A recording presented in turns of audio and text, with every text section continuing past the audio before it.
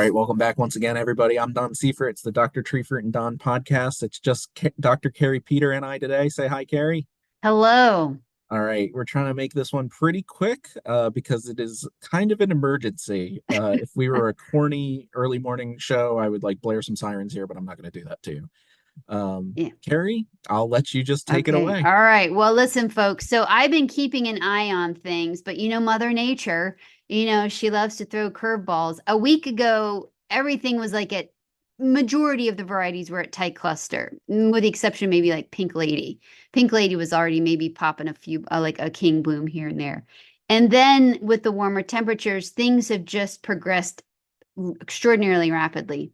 And with that, whether that I've been keeping tabs on, like last Friday, now showed up without really, I didn't anticipate this weather. As far as being warm weather, rain showers this week. And if you've been outside, it is quite warm. It was quite warm yesterday too. And so with that warm weather plus precipitation plus open blossoms, this is fire blight weather. And today is an infection event. And also tomorrow is an infection event. If you are using NUA, it may just say high. It just says high risk. But I ran the numbers and as far as the min and max temps and precipitation through the actual Mary Blight software that is available if anyone's ambitious, and it's coming up as an infection. So word to the wise, I've been trying to work with the NUA folks on this as far as some issues that I've seen with sort of inconsistencies. If you look at the EIP, go to the website, go to the fire blight section on NUA and look at the EIP or the epiphytic infection potential. And the epiphytic infection potential, it calculates a percent.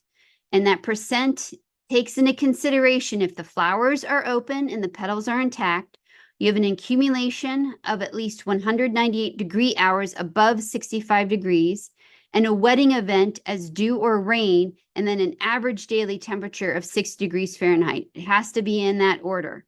And this calculates a percent. And if all of those, if you have all four of those, it triggers also an infection event when all four of those conditions are met.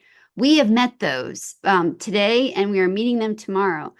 So hopefully with folks, especially in the South Central area, if you have open blossoms, I hope you're getting protected with streptomycin. That is the treatment of choice, because the streptomycin is going to kill the bacteria that could possibly be present in those blossoms. Now, I've already gotten questions from people who have already, they're keeping tabs on things. They're like, I put on a streptomycin spray this weekend and then it rained. Do I have to go out there again and spray it, streptomycin again? And the answer is no. So this is where we're getting mixed up with how fungicides work and then how the antibiotic streptomycin works, okay? Streptomycin needs to work or will work once it's sprayed on that blossom. It contacts that bacteria and it will kill the bacteria cells. And in that moment, you're going to be resetting the clock back to zero as far as the percent chance or percent risk of infection. And because of the way streptomycin works, it's partially systemic. So it's going to be penetrating those nectaries. So the bacteria is going to be hanging out in the stigmas. When you have a rain event, the water washes the bacteria from the stigmas down into the nectaries. Well, fortunately, streptomycin is awesome in that respect that it can penetrate the nectaries. So if anything may have snuck in there, that streptomycin will basically knock it back in its tracks. You can get about 48 hours out of streptomycin spray. You do not need to reapply it if it rains after you sprayed it, because it already did the job. This is in contrast to fungicides, where you do need it to be persisting on the leaf for a period of time because of the way fungi work. The fungi germinate thanks to the conditions like moisture and warmth. It will germinate and then it will penetrate into the tissue, into the plant tissue. Now, if it rains a lot, that fungicide can be washed off and that spore can continue to do its damage. So you do need to reapply fungicides after if it rains, especially if it rains a lot, because this has been a crazy year with regards to rainfall. There's been a lot of rain that has fallen throughout Pennsylvania particularly the last several weeks. So let's just recap. For streptomycin sprays on blossoms, you do not need to worry about reapplying within 24 hours if there's a rain event, because you got it on in that moment. It will, or in the moment that you sprayed it, it will kill what's ever in that blossom and you should be good. Now, if it stays warm the next several days, which who knows at this point, I mean, it's saying it's going to be cooler weather and the temperature is going to fall, but anything's possible at this point. You will want to keep an eye on the temperatures, and you also want to keep an eye on how many more blossoms open, because you may need to reapply later in the week based on the environmental conditions and the open blossoms.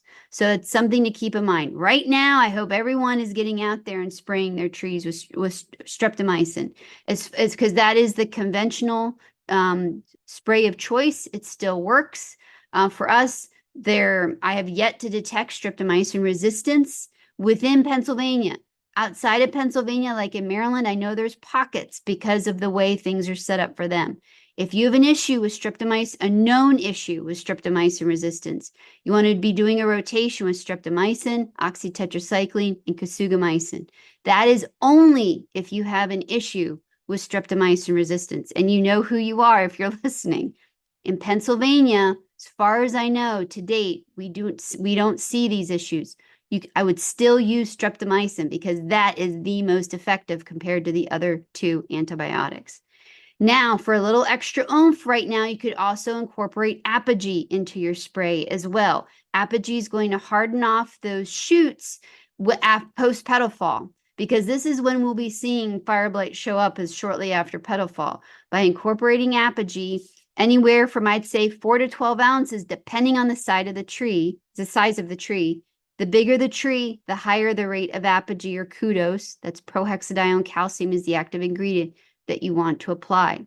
The smaller the tree, the more dwarf, you want to err on the side of less, because it will slow the growth down. So depending on your risk history of fire blight in that particular orchard, you will, you use your judgment as far as how much you want to apply in those high density orchards with the smaller trees. But the big semi-dwarf trees, put on the highest rate. You can also incorporate in your spray products like Actigard or Lifeguard or Vasaplant. Of those three, Actigard is the best as far as packing a big oomph. And as far as right now, it's like, depending on the disease pressure, we're sort of like, it's not extreme, but it's enough to basically sit up straight and pay attention. Products like Actigard Lifeguard will also do a good job right now because the disease pressure isn't too extreme. And Vasaplant works best on biggest trees. So these are plant defense elicitors. I may have forgotten to mention that in the beginning. Actigard, Lifeguard, and Vasaplant, they're plant defense elicitors. They do not kill the bacteria. So you still need to incorporate some sort of bactericide with that spray. So what this will do is that it will help kind of beef up the defenses of the tree, of that blossom, to make it harder for the bacteria to cause infection.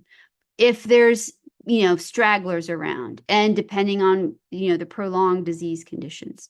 So right now, to recap, in that spray tank for fire blight, for folks who don't have issues with streptomycin resistance, which is basically all of Pennsylvania, you want to be incorporating streptomycin. Read the label, because the products have changed as far as how much you put on. And right now, with the newer formulations, you're putting on less than what you're used to. So make sure you read that label as far as rates go.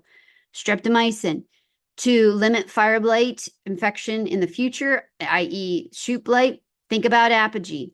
You can apply anywhere from 4 to 12 ounces per acre, depending on the size of the tree.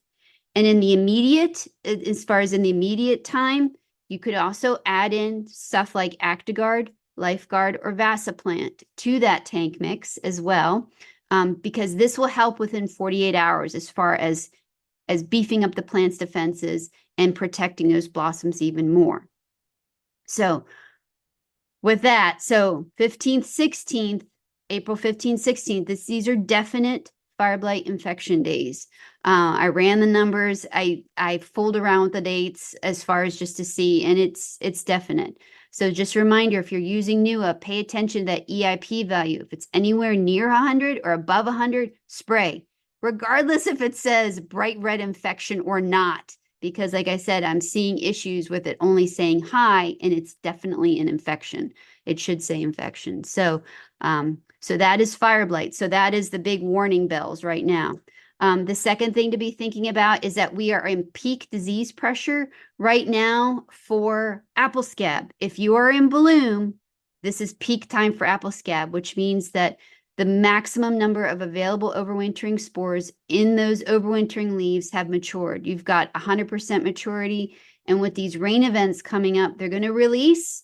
Probably the majority of them are going to release. We've got great conditions for scab, and it's a major scab infection event.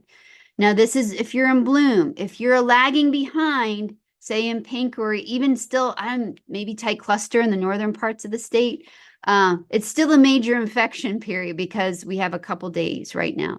So as far as what to apply during the bloom time, this is when I would be using the FRAC 7 fungicides. If bloom is protracted, what does that mean? It means bloom hangs on longer than it should be hanging on because of the cooler weather. And that could very well happen this year as far as looking at the long range forecast. This might be a long bloom. You want to be rotating those FRAC 7 fungicides with FRAC 3 and FRAC 9. And I'd hold off on the FRAC 11s. I'd like to see those in the summer to control rots. Your FRAC 3s, 7s, and 9s are the best ones right now to be rotating around. Also, as a reminder, is rust. This is rust weather too. Cedar apple rust, quince rust. The galls are active. I have cedar trees at the south end of the property here on the farm at Freck, and they are loaded with cedar apple rust galls. So cedar apple rust conventionally is pretty straightforward to control. Tank mix mancozeb, that will do it. If you struggle with it, FRAC 3s are pretty good as far as managing rust. Organically, it's tough. So for organic management, resistant varieties, as far as thinking about the future, it's a very tough disease to manage organically.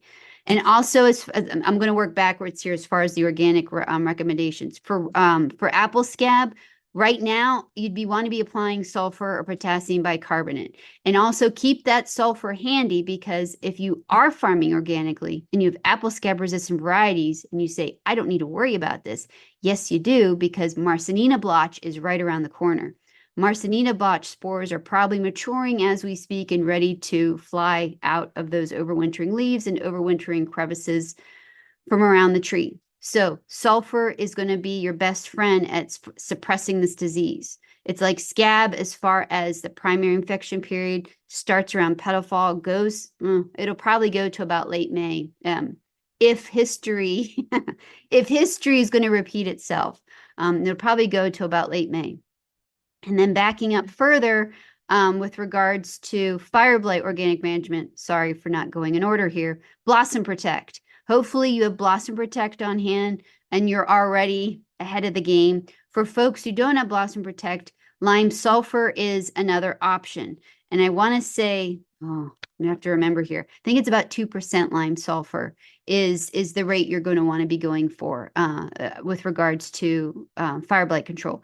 Now, this is out of my wheelhouse, but I just want to mention that bloom time is also a time you could blossom thin with lime sulfur. But hopefully we will have Dr. Sean Kumar talking about that later, as in a very soon later. So hopefully this week sometime to be able to talk about that. But you would get control from that lime sulfur used to blossom thin also for fire blight control as well. Copper, if you're going to use copper, for organic management for fire blight, use a copper sulfate pentahydrate. What's that? That's Master Cop. As basically that is the one of choice. It seems that a Master Cop and or Magnabon, the Magnabon CS 2005, those two, they are soluble coppers, meaning all the copper ions are available, ready to go to kill that bacteria immediately. Those are the coppers you want to be using, because you need something ready that's ready to kill immediately, not something that's going to be slow releasing, like fixed coppers like Coside or Quava. Those are basically like slow release copper ions. You want something with all the ions and the ions ready to go. There has been some good research out of Cornell showing regalia at 1 quart to the acre plus Magnabon, the CS 2005 at 1 point to the acre seems to do a good job as well. So you got Blossom Protect and this regalia plus Magnabon CS 2005 as 2 options for organic control. So, Don, did I miss anything? No, I think that was Wait, very good rapid one more fire. thing. Wait, I just okay. remembered blossom blight with regards to stone fruit. Don't forget that. This is if you still have open blossoms, cherries have opened. So you need to be managing blossom as far as the blossom blight that's caused by the brown rot fungus. That's a fungus. The blossom blight that's fungus caused. So what to apply? Oh goodness, whatever you're applying to your peaches, that when they had open blossoms, you can apply to your cherries as well, especially those cherries that have had a history. Organically, sulfur. That's your kind of your best general biocide to go after the brown rot blossom blight. Nice. All right. Good job. Uh, Very quick, very informative. Okay, We'll all right. go. Yeah, may the force be with you, folks. And man, just stay on your toes. Keep an eye on the weather conditions. If it's warm over multiple days, most likely you will reach the right EIP, epiphytic infection potential, high enough percent, at least 100 or above is going to be tricky weather. So spray, spray, spray. At this time, you don't want to take chances. Awesome. Thank you, Kari. All right, thanks, Don. All right. See you, everybody. Good See luck. ya. Good luck.